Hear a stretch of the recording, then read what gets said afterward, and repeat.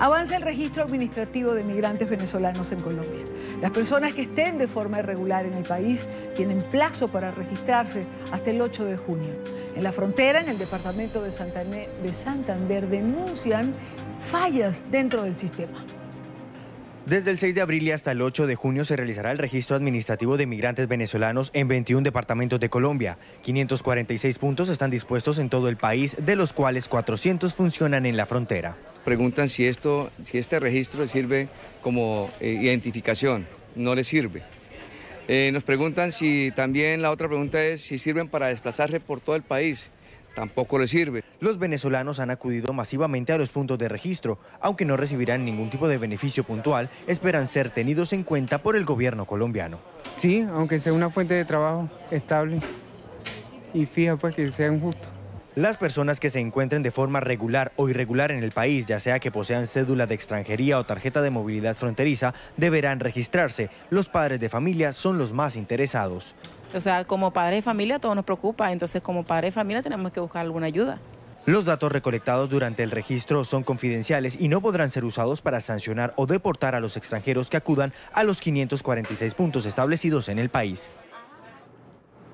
Continuamos con más de la tarde y para hablar de este tema, para hablar de la frontera, para hablar del éxodo de los venezolanos, para hablar de la situación, para hablar de los costos que se están originando en la región, tengo dos invitados que quiero presentar. Dos invitados a los que he sentado con nosotros porque quiero de alguna manera abarcar las diferentes aristas de esta problemática. Así que quiero darle la bienvenida a David Smolansky, alcalde del municipio El Hatillo, en el exilio. Bienvenido. Gracias por estar con nosotros, David. Y también a Dani Bajar, economista del Instituto de Investigación Brookings en Washington. Gracias, Dani, por estar con nosotros. Gracias por la invitación. Yo quiero comenzar contigo, David, porque sé que estuviste en la frontera.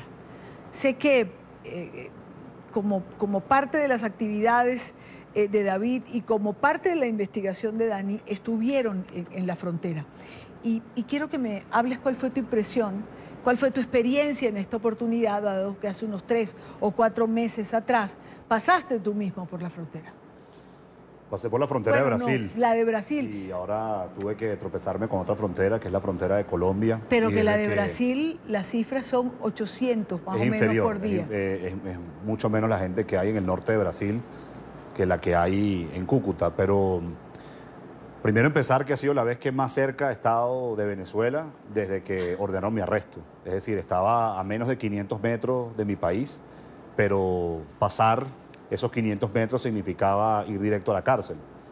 Así que lo que pude hacer en el puente es algo que a mí en lo particular me ha conmovido y que creo que es un deslave humano, no hay otra forma de escribirlo, que fue escuchar, Idania.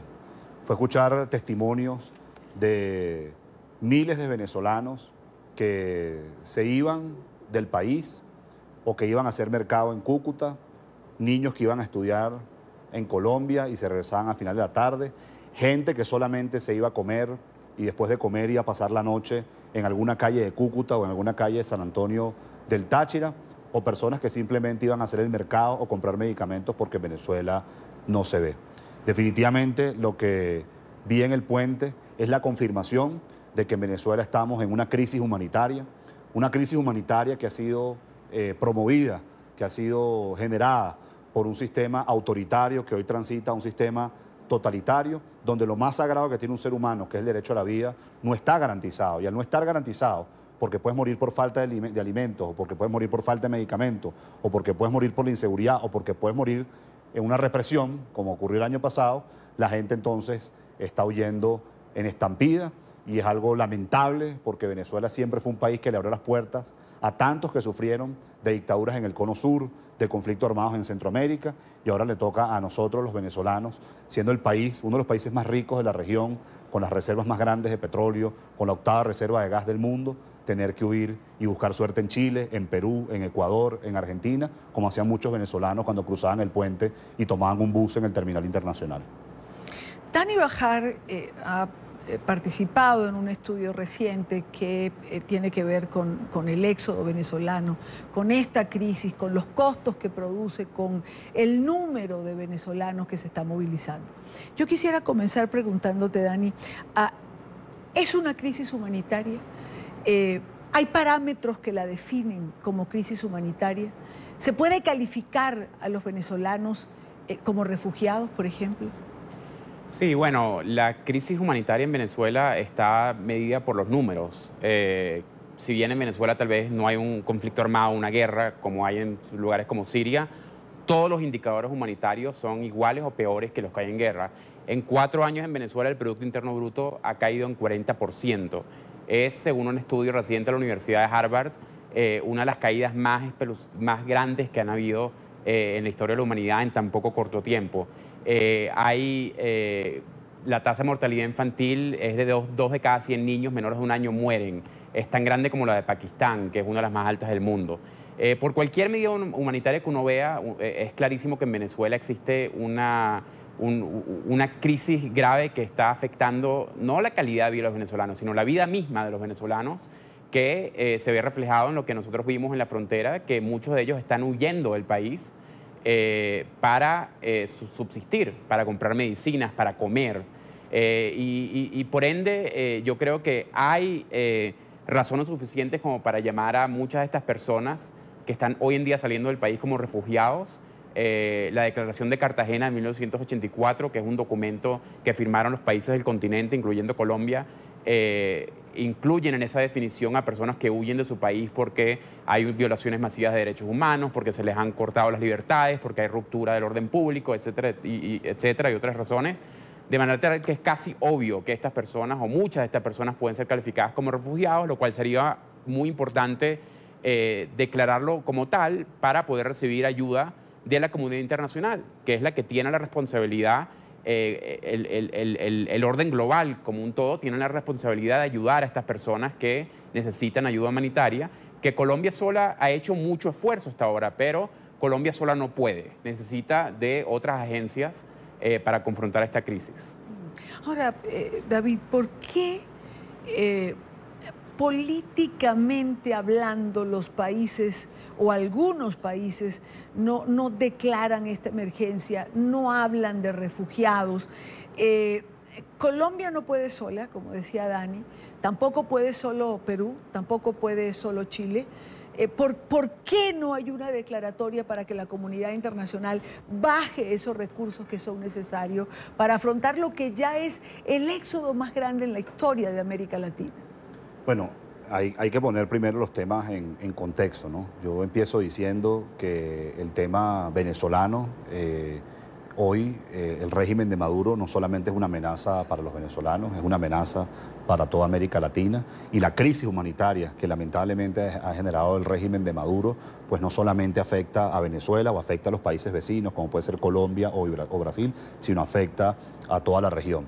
De hecho, yo al culminar mi agenda acá en Colombia, quiero decir que asistiré a la Cumbre de las Américas en Lima, Perú, y allí pues la idea es preparar un documento, una declaración donde nosotros solicitemos formalmente a la región e inclusive más allá de la región, cooperación para brindar apoyo a quienes hoy están en condición de refugiados, desplazados o de calle. Es decir, ACNUR ha dado unas recomendaciones muy claras: derecho a la educación, derecho a la salud, derecho a la alimentación, derecho al hogar, y incluso agregaríamos la capacitación que pueden tener personas en condición de calle o refugiado para insertarlas al mercado laboral. Eso es determinante. Yo sí creo que la región tiene que decretar esta situación como una crisis humanitaria. Cada día una anécdota, porque lo que te podemos contar, Dani y yo, nos vamos a quedar cortos.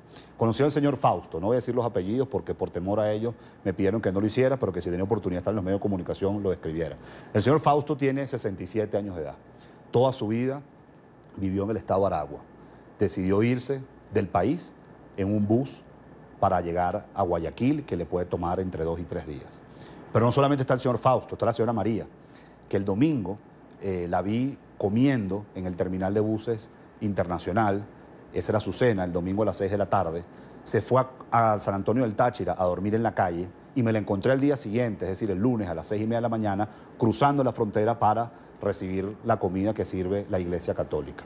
Después que comió su almuerzo que le brindó la Iglesia Católica, no sabía dónde iba a dormir. O el señor Ramón, que trabajaba en una de las industrias más importantes de queso en Venezuela, que ya tenía una posición importante en esa empresa, pero el sueldo no le da para mantener a sus 2 hijos y decidió con su esposa irse a Chile y cada uno pagó $400, una inversión de $1.600 para irse en autobús y tardar 6 días a Chile. Esos son apenas 3 relatos de los tantos que pudimos escuchar en el puente internacional Simón Bolívar, y por eso yo creo que esto es una crisis humanitaria.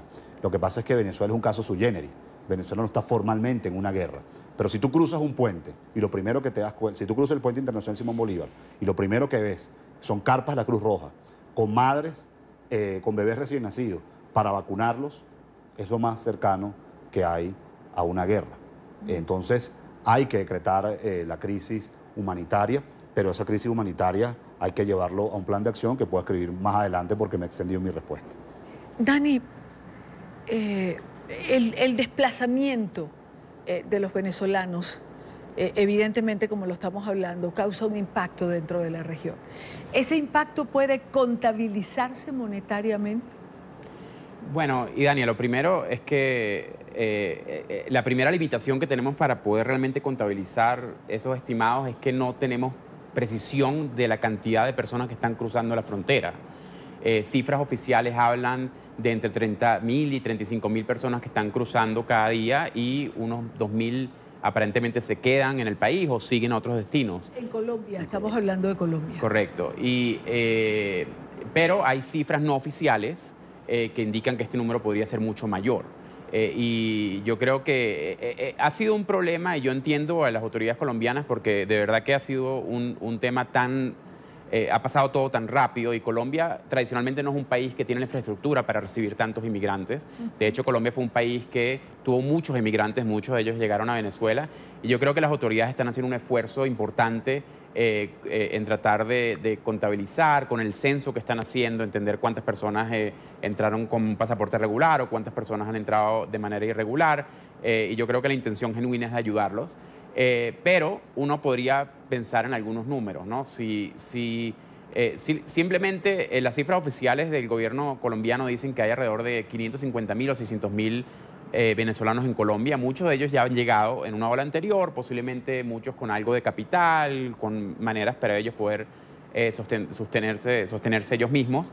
La gente que está llegando en estos últimos meses es gente con mucho menos poder adquisitivo, es gente que no tiene a veces un techo, como hablamos. A veces es gente con profesiones. Vimos a una señora que tenía un doctorado en educación y que estaba barriendo el piso de la terminal del autobús porque eso le daba más ingresos que el trabajo que tenía en Venezuela. O sea, hay bastantes cantidades, pero pongamos unos números sobre la mesa. Imaginemos que a un ritmo de 3.000 personas al día puedan llegar a Colombia o a la región 500.000 de venezolanos en calidad en situación bastante pobre, en calidad de refugiados. En experiencias internacionales nos ha mostrado que las agencias internacionales, por ejemplo, han aceptado a estas personas en centros de refugiados, donde se les provee los servicios más básicos como educación, comida y un techo. Y esto en países como Alemania costaba $10.000 por persona en un año. Estoy hablando de la crisis de Siria. Estoy comparándolo, por ejemplo, al caso en Turquía, costaba unos $5.000. Ajustando esos números por el costo de una región, podemos pensar que cada persona podría tener un costo a la comunidad internacional de $3.000, ayudarlos por un año hasta que se estabilicen. Y si hablamos de 500.000 de personas que podrían salir en calidad de refugiados en este año y el que viene, cosa que es bastante posible debido a que no hay ninguna intención clara del régimen en Venezuela de cambiar lo que están haciendo y de la crisis a la cual han llevado al país, estamos hablando de $1.500 millones. Es una suma que un solo país no puede poner, y por eso es tan importante que se declare esto como una crisis y que la comunidad internacional entre con su experiencia y con sus recursos. Hablabas de un plan, Sí. David. Dani lo ha relatado bastante bien. El primer paso es decretar una crisis humanitaria y entender que esta crisis humanitaria no solamente afecta a los venezolanos, o no solamente Yo lo que afecta... no entiendo es cuando decimos el primer paso es decretar una crisis Porque humanitaria. si se decreta la crisis humanitaria... Todo el mundo Dani, sabe que claro, hay una Dani, pero crisis humanitaria. formalmente los gobiernos de la región, y por eso en la Cumbre de las Américas hay una oportunidad muy importante, si decretan la crisis humanitaria, entonces pues tendrá todo el aval, Naciones Unidas, ACNUR, la Cruz Roja, de empezar a actuar con todo lo que establecen los protocolos internacionales para personas que están en condición de refugiados. Entonces el primer paso es decretar una crisis humanitaria y entender, insisto con esto, que el régimen de Maduro es una amenaza para la región y que la crisis humanitaria no solamente está afectando a los venezolanos o no solamente afecta a los brasileños o los colombianos por ser nuestros vecinos, sino afecta a todo el continente. Afecta a Chile, afecta a Perú, eso en primer afecta a lugar. Uruguay, En Paraguay. segundo lugar, la propuesta para mí es muy clara. Aquí se tiene que crear un fondo donde participe América Latina, la Unión Europea, Estados Unidos, Canadá, Naciones Unidas, ACNUR, la Cruz Roja, ojalá a lo mejor Naciones Unidas lo pueda asumir por completo, donde quizás estemos hablando de 1.500 millones de dólares y entonces trabajen en 5 áreas. 4 que ya la ACNUR las ha dicho, no estamos descubriendo el agua tibia: el derecho a la alimentación, el derecho a la salud, el derecho a la educación, el derecho al hogar, a todas las personas que están refugiadas, y algo que hemos hablado tomando experiencias de otros lugares, la capacitación, para que esa persona se inserte en el mercado laboral. Y cuando el día de mañana tengamos democracia en Venezuela, esa capacitación que se le habrá hecho a ese refugiado y que el día de mañana podrá estar en el mercado laboral chileno, colombiano, brasileño, ecuatoriano, le va a servir al país cuando esa persona decida retornar a Venezuela. Ese es el planteamiento. Que es parte, perdona que te interrumpa, Sí. ya sigues, pero es parte de lo que quiere Colombia, por ejemplo, con el censo. Saber exactamente cuál es la profesión o el oficio que tiene la persona que se está censando. Y en el estatus migratorio en el que está. Y ahí que dices, yo quiero también como venezolano, más allá de ser hoy un perseguido político, estar en el exilio, tener una orden de arresto, simplemente hablo como un ciudadano, como una persona que de mis 32 años, 19 ha vivido bajo esta dictadura y no sé lo que es una Venezuela libre. Yo sí quiero agradecer formalmente a la Iglesia Católica, a las distintas organizaciones no gubernamentales, fundaciones, autoridades locales, Gobierno de Colombia, Congreso de Colombia, por los esfuerzos que han hecho para atender, apoyar y proteger a venezolanos que duermen en las calles, que comen una vez al día o que tienen que simplemente cruzar la frontera para comprar la insulina y curarse la diabetes.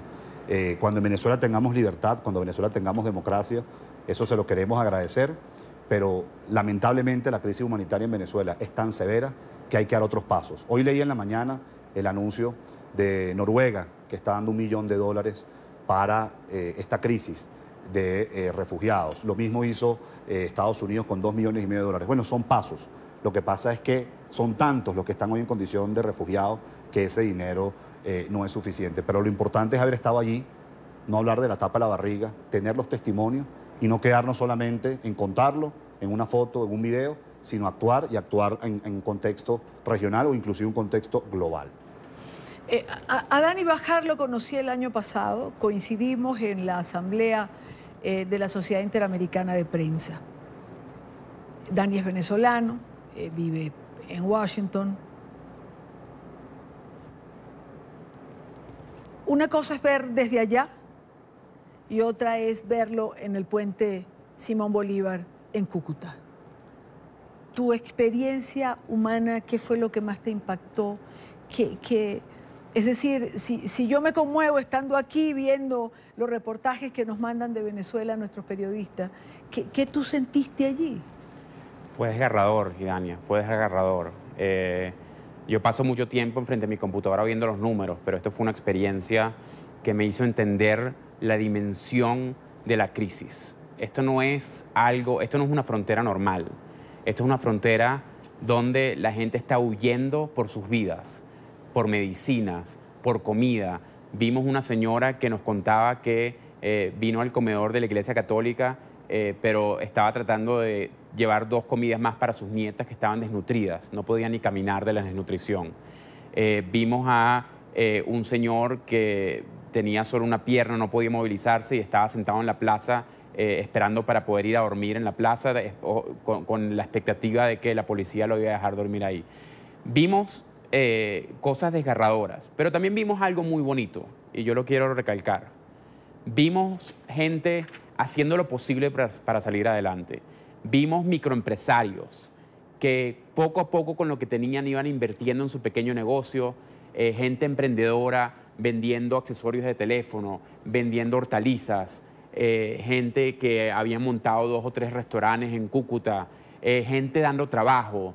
Ahorita imagínense ustedes lo que esta gente podría hacer si tuviese tal vez un poquito de capital de semilla, un poquito de entrenamiento en negocios, la cantidad de trabajos que podrían generar en Colombia, en América Latina. Toda la investigación económica que existe muestra claramente, la evidencia es amplia, de que los inmigrantes por naturaleza son emprendedores, generan trabajos en los países a los cuales llegan y transmiten ese conocimiento y esa tecnología que aprenden a sus países de origen cuando vuelven o simplemente a través de sus redes. Por eso yo creo que esto también es una oportunidad dentro de toda la tragedia que le ha pasado a Venezuela. Yo creo que la diáspora, estoy seguro que la diáspora venezolana va a ser parte de la clave de la reconstrucción de Venezuela. Esta gente va a traer experiencia, va a traer conocimiento, va a traer tecnologías de todas partes del mundo, van a diversificar la economía y ese es el mensaje que yo también me llevo. Vi gente maravillosa que está haciendo lo posible, que no vienen a pedir dinero, no están contentos con el hecho de que tienen que ir a pedir una comida gratis. Están buscando la manera de salir adelante, un mejor futuro para ellos y sus hijos, y esa va a ser la clave del éxito de Venezuela. Me queda un minuto, me robo un minuto aunque tengo que ir a comerciales ya. David, la esperanza, ¿la tenemos que preservar? Yo he dicho que a pesar de mi exilio, yo mantengo mis convicciones intactas de conquistar una nación libre, una nación segura, una nación con democracia y una nación con justicia. Hoy necesitamos del esfuerzo internacional a través de distintas acciones, especialmente en el marco del 20 de mayo, para seguir aislando el régimen de Nicolás Maduro. Necesitamos también retomar las protestas de calle pacíficas y no violentas a lo interno para seguir elevando la presión hacia el régimen de Nicolás Maduro. Y en tercer lugar, organizar a la diáspora, que tiene distintos rostros, y uno de ellos son aquellos que están en condición de desplazados. Yo estoy convencido que en Venezuela vamos a conquistar la libertad, que en Venezuela vamos a conquistar la democracia, que vamos a hacer de Venezuela un país próspero, un país de oportunidades, pero que no va a ser de la noche a la mañana, no va a ser por arte de magia, sino que no es solamente cambiar el sistema, sino es tener la determinación y la voluntad para reconstruirlo, y este servidor estará, pues, valga la redundancia, al servicio de los venezolanos para eso. David Smolashky Bajar, gracias por acompañarnos en la tarde de hoy. El tiempo es implacable.